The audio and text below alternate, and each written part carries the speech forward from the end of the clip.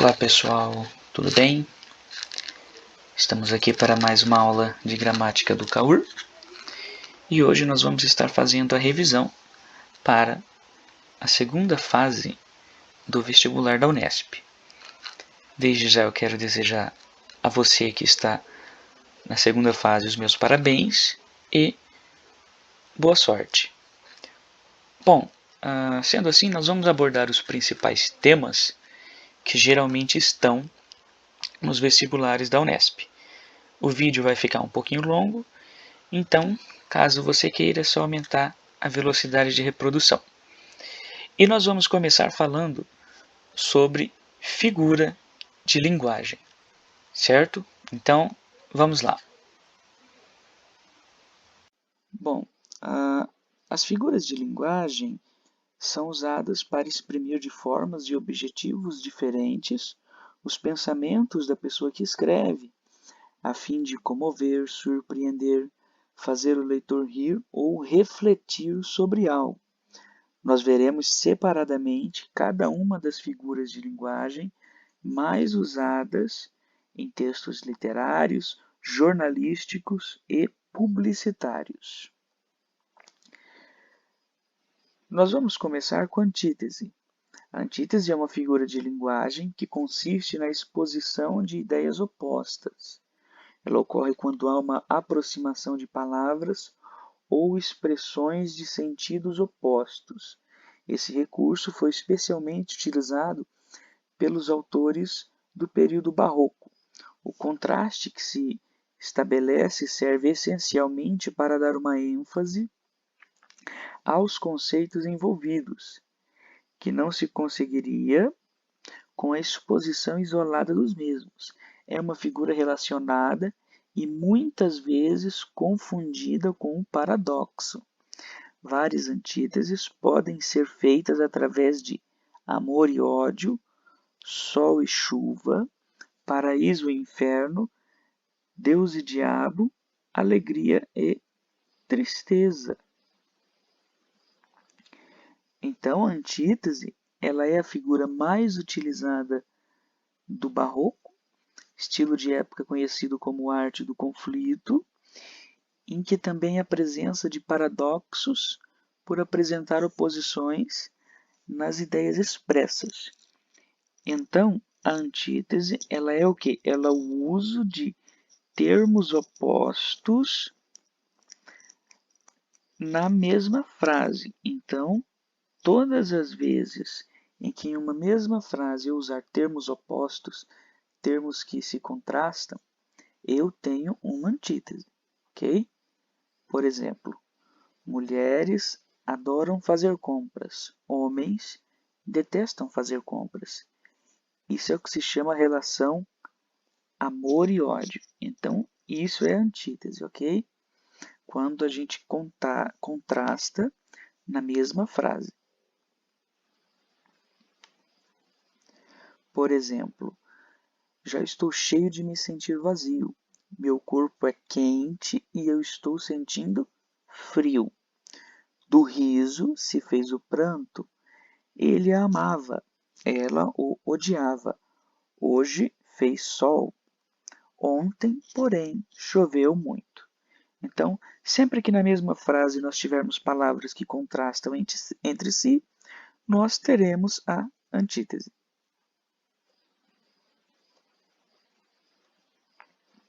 Agora, nós vamos falar sobre a elipse.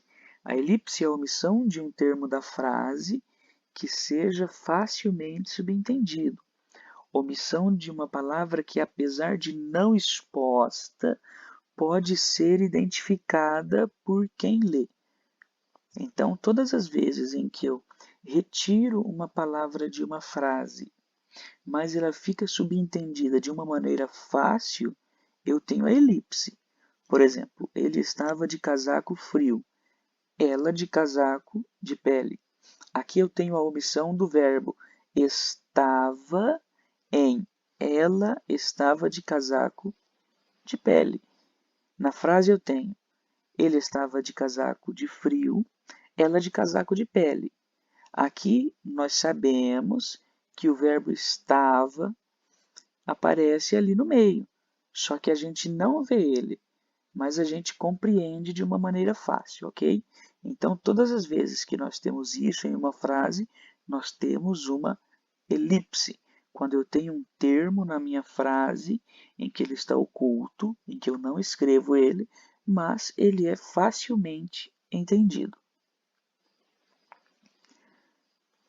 Bom, vamos ver aqui na charge. Primeiro ele começou a beliscar entre as refeições, depois a comer sanduíches entre as refeições. Agora ele come refeições entre refeições. Aqui na charge, no segundo quadrinho, depois a comer. O que estaria faltando ali? Depois ele começou. Então aqui eu não tenho o ele começou. Eu tenho depois a comer sanduíches entre as refeições. Então subentende-se ali que falta o termo. Depois ele começou. Eu não tenho ele, mas é facilmente entendido, ok?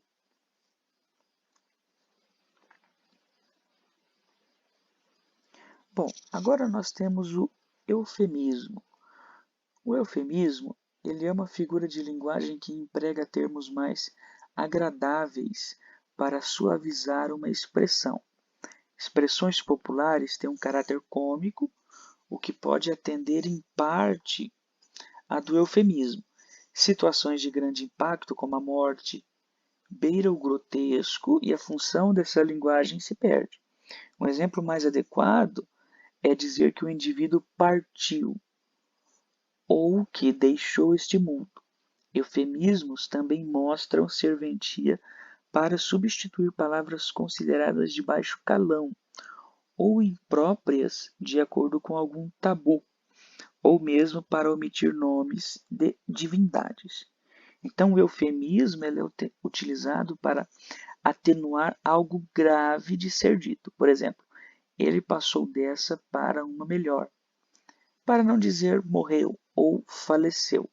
Então, o eufemismo é quando eu troco um termo mais forte, um termo mais pesado, por algo mais leve, por algo mais culto também pode ser, de uma maneira que não gere tanto impacto em quem está ouvindo, ok?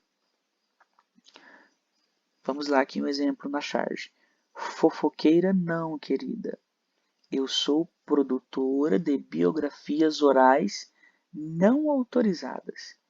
Então, quando você quiser chamar alguém de fofoqueira, você diga que ela é uma produtora de biografias orais não autorizadas, ok? Olha só, uma tabelinha aqui do eufemismo. Passar desta para melhor, dar o último suspiro, descansar, bater as botas, quando o real significado é morrer. Faltar com a verdade, dar informação falsa, distorcer a realidade, seria o mesmo que mentir. Enriquecer por meios ilícitos, subtrair bens, desviar dinheiro, seria roubar. Homem de inteligência limitada, burro. Então, quando você quiser chamar alguém de burro, diga apenas que esta pessoa tem uma inteligência limitada. Desprovida de beleza seria uma pessoa feia. Revisão de tarifas, atualização de tarifas, aumento de preços. Secretária do lar, funcionária, empregada doméstica, representante comercial, consultor de vendas, seria vendedor. País emergente, não é? Um termo aí mais bonito para um país subdesenvolvido. Desprovido de recursos materiais, quando a pessoa é pobre. Poupança programada para o futuro, não é? O popular pé de meia. Pouso não programado da aeronave, pane. Excesso de peso corporal, gordo, gorda. Então, tá vendo? Não existe pessoa gordo. ou gorda, existe pessoa com excesso de peso corporal. Normalmente a gente costuma falar, né? Excesso de gostosura. Excêntrico, que sofre das dificuldades mentais, que perdeu o juízo. Maluco, doido, louco. Então, se você conhece alguém que é desse jeito, ele é uma pessoa excêntrica, na verdade. Ok? Então, para ficar bem claro, o eufemismo é quando a gente troca uma palavra pesada, um termo mais pesado, por algo mais suave. Tudo bem? E agora nós temos a hipérbole. A hipérbole ela é a figura de linguagem que consiste na ênfase resultante do exagero deliberado, quer no sentido negativo, quer no positivo. Ou seja, trata-se de uma figura empregada em textos literários e na linguagem corrente para expressar algo de maneira exagerada ou intensificada. Em termos simplificados, a hipérbole consiste na expressão evidentemente exagerada de uma ideia. De acordo com Quintiliano, que foi um orador e professor de retórica romano do século I, a hipérbole é um exagero elegante da verdade, podendo se efetuar por aumento ou por diminuição. Expressão de exagero usada para dar ênfase em alguma informação. Por exemplo, fui à sua casa milhões de vezes, mas você nunca está lá. Então isso é uma hipérbole, um exagero. Então se você conhece aquela pessoa exagerada, que tudo ela aumenta, sabe? Ela não consegue contar ali um caos sem aumentar um pouquinho, não é? Sem aquele drama todo, sem todo aquele exagero, ela está praticando a hipérbole, ok? Que é quando você dá muita ênfase a alguma coisa. Por exemplo, estou morrendo de saudade, ok? Quando você encontra ali o namorado, a namorada, não é?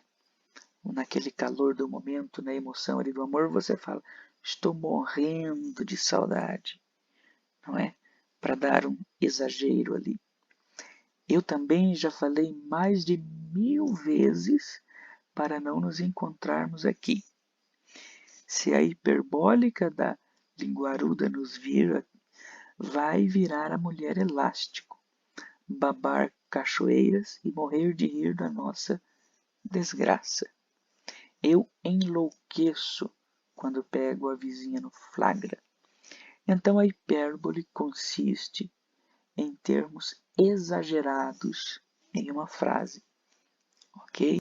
Bom, a ironia. A ironia, que do grego antigo quer dizer dissimulação, ela é uma forma de expressão literária ou uma figura de retórica que consiste em dizer o contrário daquilo que se quer expressar. Na literatura, a ironia é a arte de zombar de alguém ou de alguma coisa com um ponto de vista a obter uma reação do leitor, ouvinte ou interlocutor. Ela pode ser utilizada, entre outras formas, com o objetivo de denunciar, criticar ou até mesmo censurar algo. Então, a ironia é a expressão usada para dar ideia contrária ao que se pensa.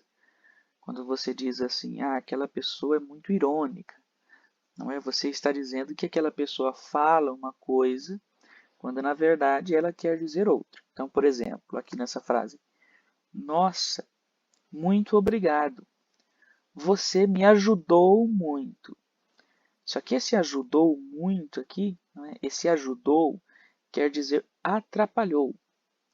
Não é? Tem até um ditado popular que diz: quem pouco ajuda, muito atrapalha. Então, nesse sentido, esse você me ajudou quer dizer você me atrapalhou. Ok? Então vamos aqui, por exemplo. Quem foi o inteligente que usou o meu notebook e apagou tudo que estava gravado? Qual que é a palavra irônica aqui? É inteligente. Mas se você apaga uma coisa que não é sua, né, você deleta um arquivo de um computador que não é seu, você não foi muito inteligente ao fazer isso, né? Na verdade, aqui ele queria dizer: quem foi o burro que usou o meu notebook e apagou tudo que estava gravado?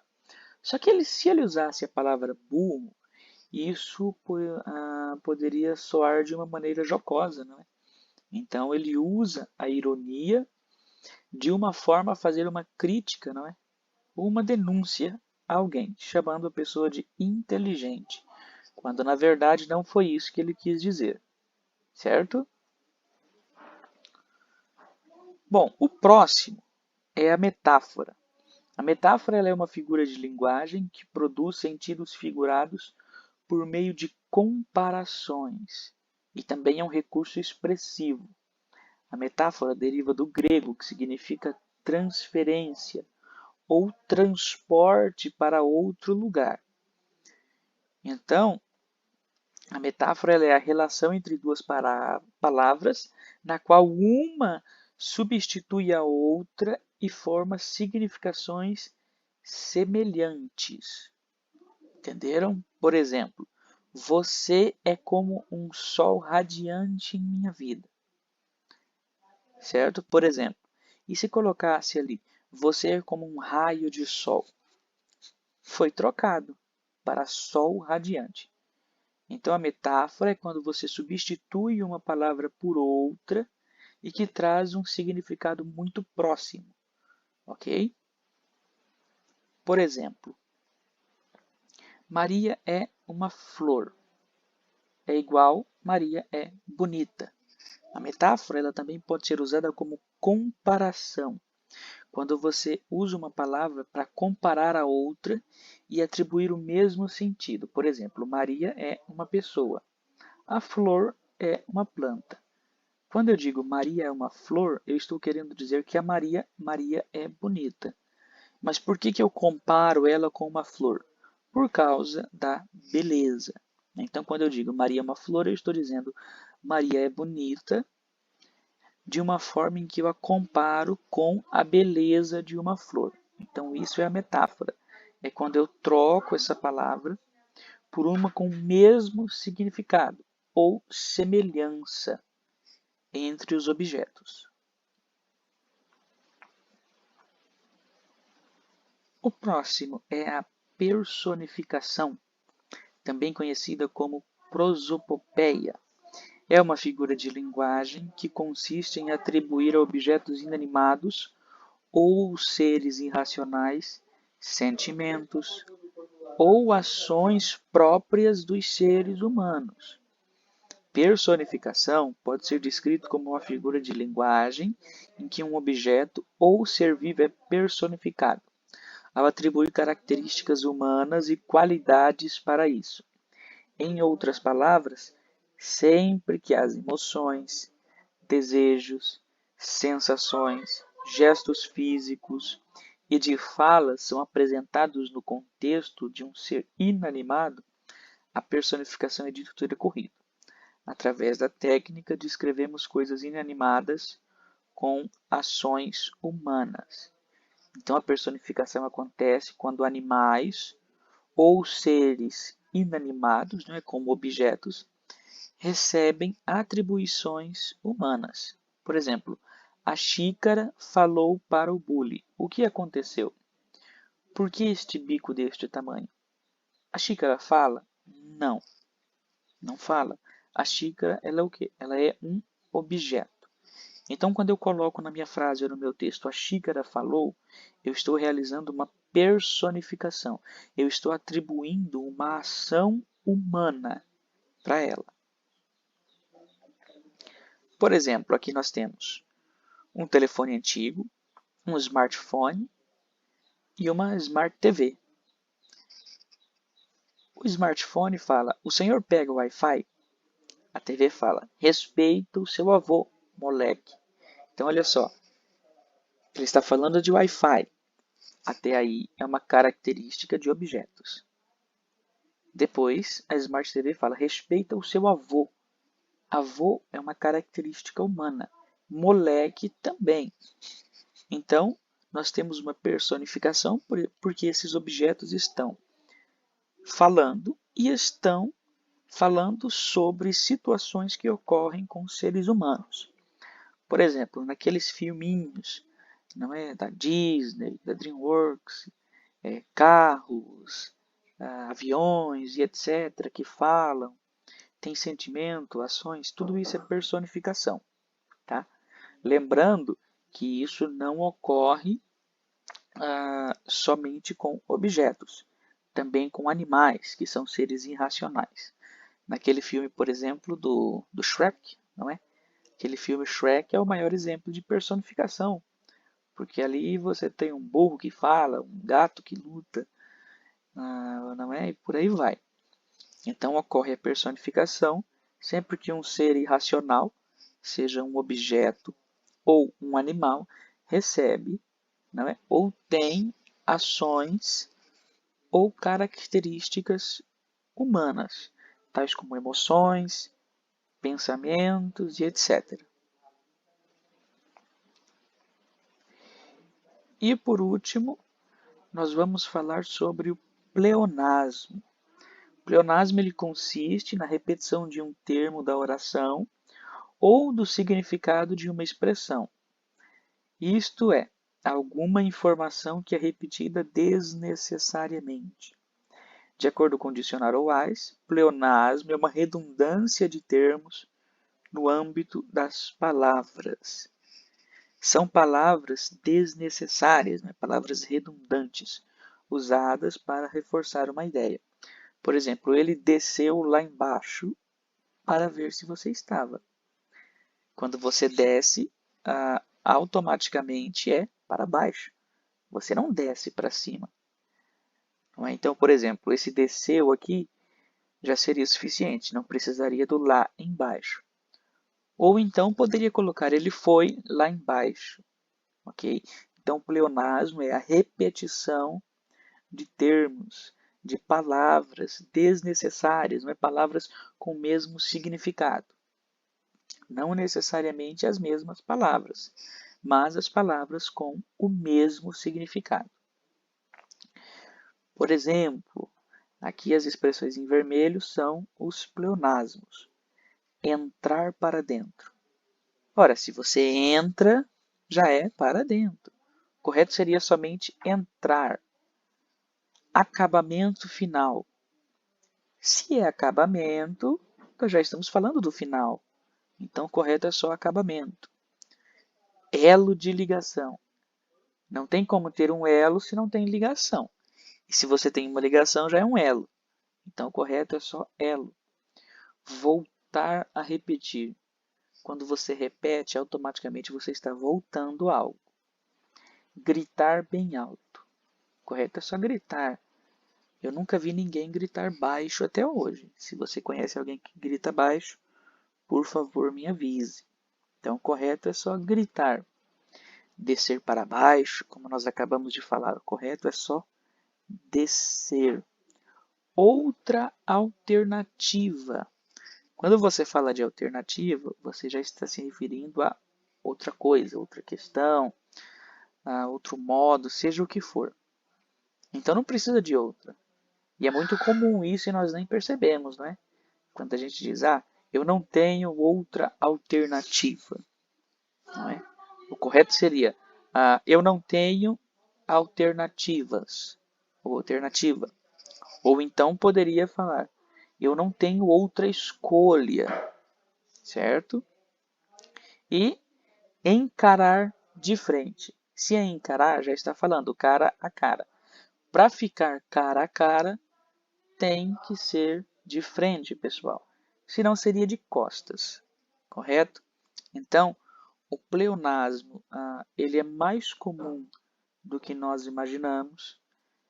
Está muito frequente, principalmente nas nossas conversas informais, não é? E até mesmo a gente vê muitas pessoas escrevendo com o uso de pleonasmo. Então, você que vai fazer uma redação aí, tome sim muito cuidado com as suas palavras.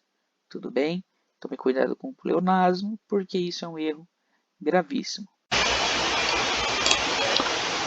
Bom, então, dando continuidade à nossa revisão, nós vamos agora falar sobre verbo, certo? Vamos lá, então.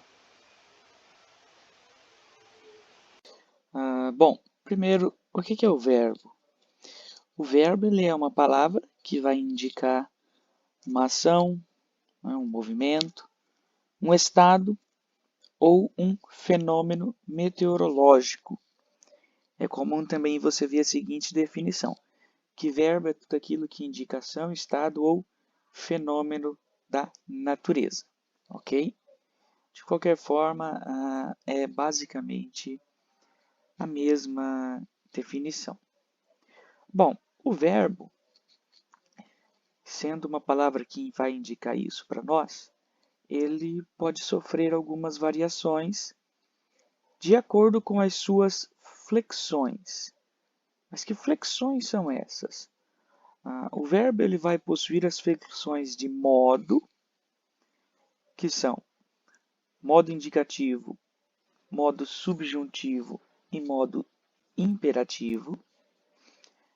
A flexão de tempo, sendo o tempo presente, tempo pretérito e o tempo futuro. Também vai receber flexão de número, sendo singular e plural, não é? Número e pessoa. E também de voz, sendo aí as vozes ativas, passivas e as vozes reflexivas. Então, o modo é uma palavra que vai nos indicar, não é? Uma ação, movimento, um estado ou um fenômeno meteorológico, também visto como fenômeno da natureza. E eles têm as suas flexões, que é de modo, tempo, número e pessoa e voz. Bom, vamos ver agora então as flexões verbais. Primeiro, número e pessoa. O verbo ele apresenta flexão de número quando indica o singular, uma pessoa, ou o plural, duas pessoas ou mais, em sua forma. Aparecem no singular quando se referem a uma única pessoa. Por exemplo, eu corro, ela corre. E no plural, quando é mais de uma pessoa.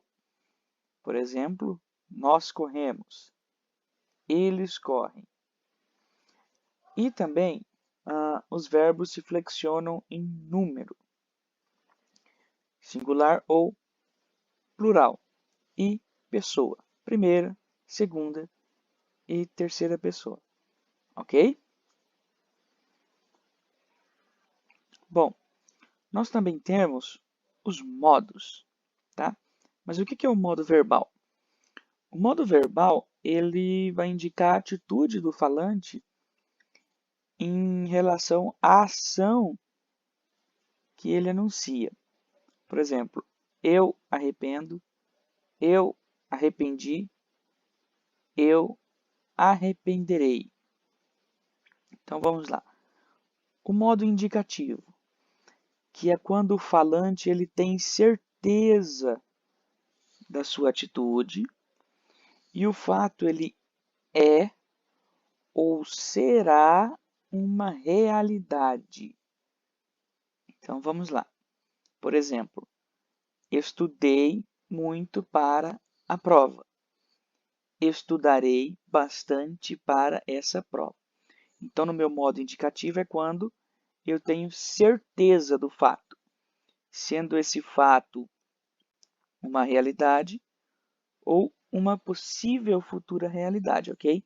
Então, quando ele fala estudei muito, ele tem certeza. E quando ele fala estudarei bastante, quer dizer, ele tem certeza daquilo que ele vai fazer, ok? Então, esse é o modo indicativo, que é quando o falante ele tem certeza da atitude, sendo que esse fato é ou será uma realidade. Nós também temos o modo subjuntivo, que é quando o falante não tem certeza da sua atitude, quando o fato é duvidoso, incerto e há uma possibilidade de que aconteça. Então, por exemplo, pode ser que eu estude hoje. Se eu fosse você, estudaria. Quando ele fala pode ser, ele não tem certeza. E quando ele fala se eu fosse você, o que ele está falando? Ele está falando um fato duvidoso, um fato incerto. E ali na frente, estudaria, quer dizer, uma possibilidade. Então, no modo subjuntivo, é quando o falante não tem certeza da atitude. Pode ser que eu estude hoje, ele não tem certeza. Não é uma dúvida, certo? Se eu fosse você, estudaria. Não é? É algo incerto, é algo duvidoso. Tá? Então, no modo subjuntivo, é quando o falante não tem certeza da sua atitude ou quando o fato é duvidoso ou possível de acontecimento. Ok? O modo imperativo, que é quando o falante expressa uma ordem, não é? Um pedido ou um conselho. Por exemplo, não sejas tão indisciplinado. Ele está emitindo aqui uma ordem, ok? Se tu uma bênção, ok? Então, no meu modo imperativo, o meu falante ele vai expressar uma ordem, um pedido ou até mesmo um conselho. Então, vamos recapitular aqui. No modo indicativo, é quando o falante ele tem certeza do fato. O modo subjuntivo é quando o falante não tem certeza. E o modo imperativo é quando o falante ele expressa uma ordem, ok? De uma maneira bem básica aí para nós, certo? Modo indicativo, certeza. Modo subjuntivo, dúvida. E modo imperativo, ordem, certo? Bom, nós também temos o tempo. Os tempos verbais eles são três: presente, pretérito e futuro. Vamos ver aqui então. O presente. O presente ele tem relação com um fato ou ação que ocorre no momento em que se fala. Por exemplo, a professora está muito bonita hoje. Então, a professora ela está muito bonita quando? Hoje. Então, está acontecendo no momento da fala. Esse é o presente. O pretérito, ele tem relação com um fato ou ação que ocorreu anterior à fala.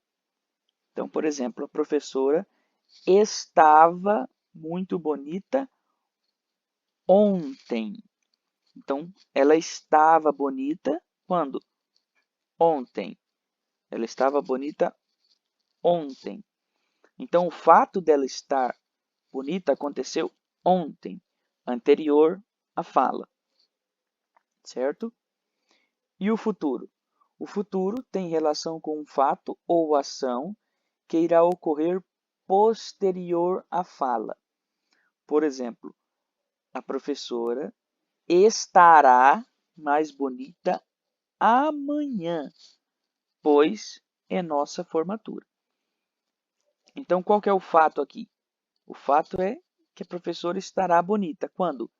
Amanhã.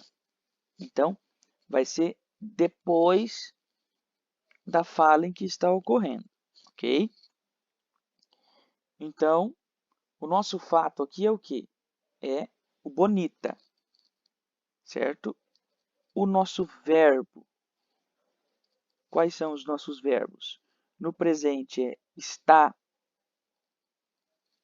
no pretérito é estava e no futuro é estará, ok? Então, é isso. Presente, ele tem relação com um fato ou uma ação no momento da fala. Pretérito, ele tem relação com um fato ou uma ação anterior à fala. E o futuro, ele tem relação com um fato ou ação depois da fala, certo? Bom, e ainda nas flexões verbais, nós temos também o quê? A voz.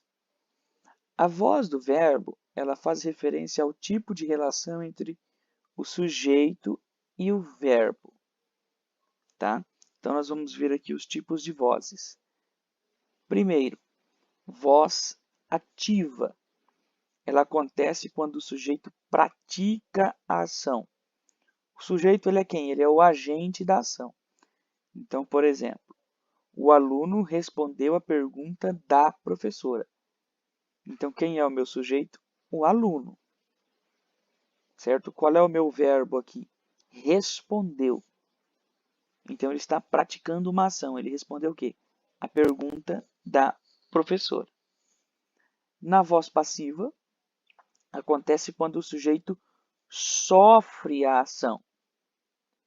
Então, por exemplo, a pergunta da professora foi respondida pelo aluno. Ok? Quem é o meu sujeito aqui? A professora. Certo? E a minha ação foi respondida pelo aluno. Então, a professora teve uma voz passiva. A voz passiva ela pode ser analítica, como no caso acima, ou ela pode ser sintética. Por exemplo, aluga-se apartamento, certo? E também nós temos a voz reflexiva, que ela acontece quando o sujeito pratica e sofre a ação. Então, por exemplo, o aluno cortou-se com o estilete. Então, ele fez que ação? Ele fez a ação de cortar-se. Então, quer dizer, ele tanto fez como sofreu a ação, porque ele cortou a si mesmo com o estilete, ok? Então, isso aqui é o básico dos verbos, certo? Bom, então, recapitulando. Um verbo é tudo aquilo que indica para nós ação, movimento, estado ou fenômeno meteorológico, não é? Fenômeno da natureza, certo? E o verbo ele tem as suas variações de flexão, que é o modo, o tempo, o número de pessoa e a voz. Então, por exemplo, vamos fazer aqui uma destrinchão dessa frase aqui. Por exemplo, estudei muito para a prova. Se o verbo é uma ação, não é um movimento, um estado ou um fenômeno meteorológico, onde que está o meu verbo aqui? Está em estudei, ok? Porque é uma ação, certo? E aqui nós estamos falando do modo indicativo, certo? Então, de novo aqui, agora nós vamos ver no tempo, certo? Bom, por exemplo aqui, a professora está muito bonita hoje. Então, está é o quê? Uma ação, estado ou fenômeno meteorológico, ok? Está vai ser o meu verbo, ok? Porque ela está. Então, é uma ação ou até mesmo um estado. Bom, e aqui na voz, vamos pegar aqui mais um exemplo de verbo. O aluno respondeu a pergunta da professora. O meu verbo aqui é o quê? Uma ação. O respondeu, certo? E também aqui nós temos o sujeito. O sujeito vai ser quem? O aluno. E o meu verbo vai ser respondeu, porque o respondeu é uma ação. Então, vamos recapitular. Um verbo é tudo aquilo que indica ação, movimento, estado ou um fenômeno meteorológico, certo? Um fenômeno da natureza. Tudo bem, então? Desde que você saiba identificar isso na frase e o sujeito, vai ficar mais fácil para você identificar as flexões. Tudo bem? Identificou o verbo, depois identifica o sujeito, que automaticamente você já vai conseguir identificar as flexões em uma frase. Bom, e para nós finalizarmos a nossa revisão, nós vamos falar agora sobre gêneros textuais.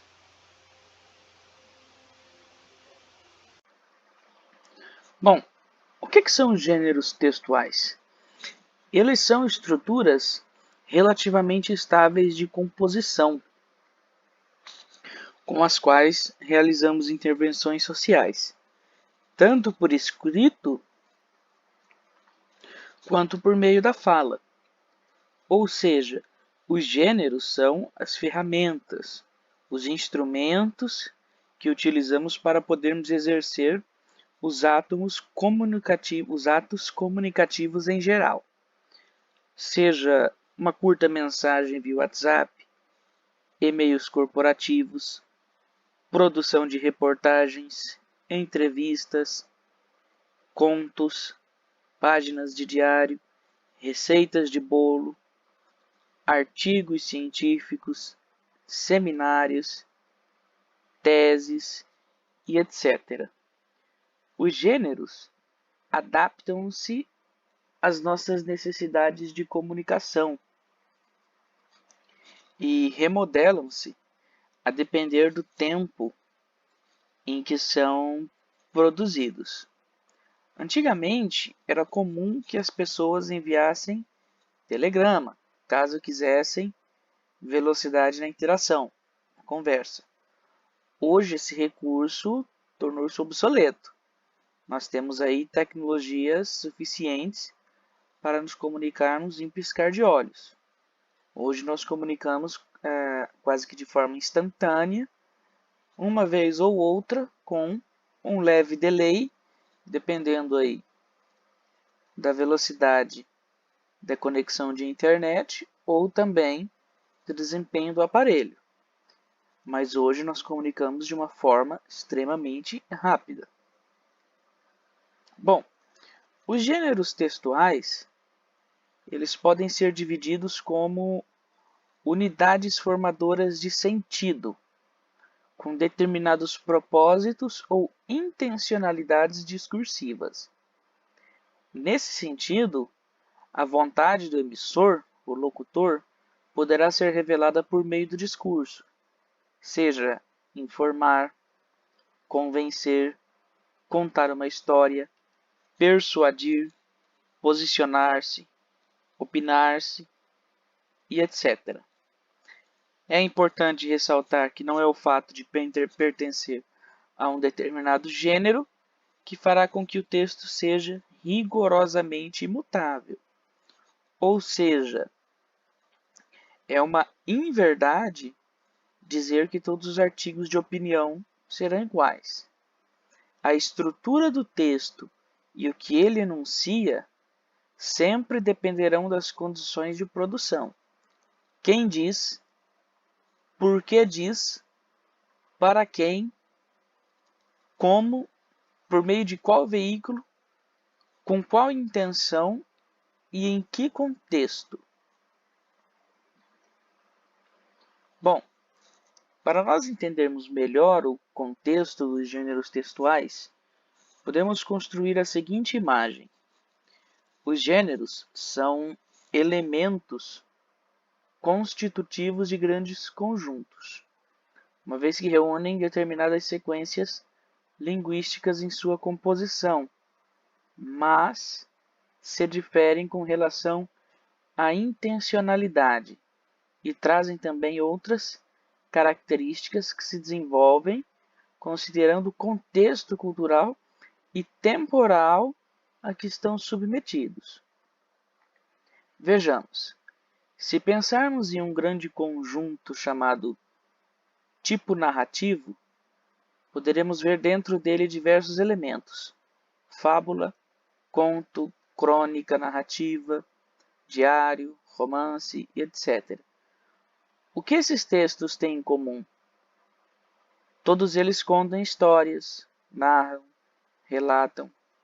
No entanto, todos eles realizam isso da mesma forma? Não. Se nós observarmos os gêneros de fala e conto, veremos imediatamente que, embora pertençam ao tipo narrativo, são textos que se diferenciam.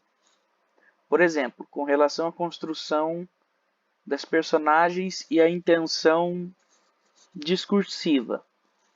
Tanto que a fábula, de maneira alegórica, provoca, por meio da narrativa, reflexão sobre um ensinamento, algo que não pertence ao universo composicional do conto, ok?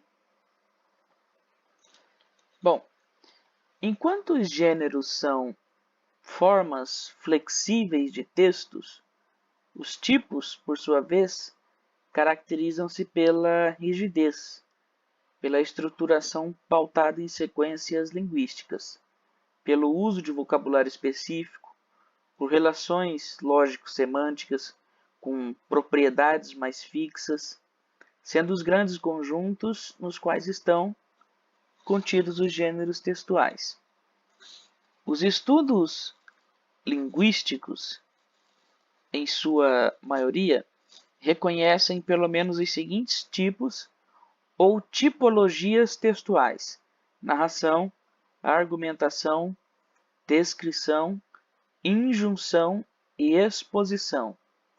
Quando conseguimos reconhecer os tipos textuais, temos mais condições de interpretá-los com eficácia, uma vez que os efeitos de sentido produzidos pelos textos estão também relacionados à forma como estruturam-se. Bom, aqui para ficar mais simples de nós enxergarmos, nós vamos ver aqui as diferenças entre os tipos de textos e os gêneros, ok? Bom, os tipos textuais, eles são construtos teóricos definidos por propriedades linguísticas intrínsecas. Já os gêneros são realizações linguísticas, propriedades sociocomunicativas. Os tipos textuais constituem sequências linguísticas ou sequências de enunciados no interior dos gêneros e não são textos empíricos. Já os gêneros textuais constituem textos empiricamente realizados, cumprindo funções em situações comunicativas. Sua nomeação abrange um conjunto limitado de categorias teóricas determinadas por aspectos lexicais, sintáticos, relações lógicas e tempo verbal. Sua nomeação abrange um conjunto aberto e praticamente ilimitado de designações concretas determinadas pelo canal, estilo, conteúdo, composição e função. Bom, os tipos textuais, eles são designações teóricas dos tipos narração, argumentação, descrição, injunção e exposição. Já os gêneros textuais, eles são bem abrangentes e têm muitas variações. Por exemplo, telefonema, sermão, carta comercial, carta pessoal, romance, bilhete, aula expositiva, reunião de condomínio, horóscopo, receita culinária, bula de remédio, lista de compras, cardápio, instruções de uso, outdoor, inquérito policial, resenha, edital de concurso, piada, conversação espontânea, conferência, carta eletrônica, bate-papo virtual, aulas virtuais e etc. Então aqui nós estamos vendo as principais diferenças entre os tipos de texto e os gêneros de texto. Nós temos que considerar que os gêneros de texto eles são bem mais abrangentes do que os tipos de textos, certo? Bom, nós podemos dizer também que os gêneros eles têm elemento. E esses três elementos básicos na formação dos gêneros textuais são os formadores do discurso, que são o tema, a forma composicional e o estilo.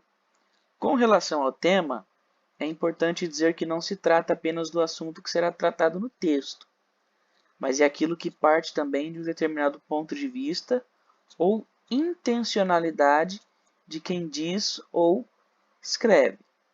Assim, o tema será o conteúdo trabalhado com base em um determinado valor ou ideologia, de acordo com os estudiosos da área. Ok? Bom, já a forma composicional e o estilo ligam-se a escolhas com relação ao vocabulário, estrutura, registro. Ou seja, a forma como um texto irá organizar-se para que cumpra o seu papel de intervir socialmente. Esses elementos demonstram, portanto, que os textos, de acordo com as condições de produção, são dadas no momento da fala e da escrita, observando-se os papéis sociais dos envolvidos nos atos comunicativos. Aproximam-se ou distanciam-se um dos outros, a depender da forma como quer se intervir por meio deles. Bom, dado isso, nós vamos ver aqui alguns exemplos de gênero. Nós temos os do tipo narrativo, que é o conto, crônica narrativa, fábula, diário, romance e o relato pessoal. Do tipo argumentativo, o artigo de opinião, a carta de leitor, editorial, crônica argumentativa e resenha crítica. Do tipo descritivo, nós temos relatos de viagem, folhetos turísticos, currículo, cardápios de restaurantes e classificados. Do tipo expositivo, nós temos seminários, palestras, enciclopédia e verbetes de dicionários. Do tipo injuntivo, nós temos aí a propaganda, a receita culinária, a bula de remédio, manual de instruções e o regulamento.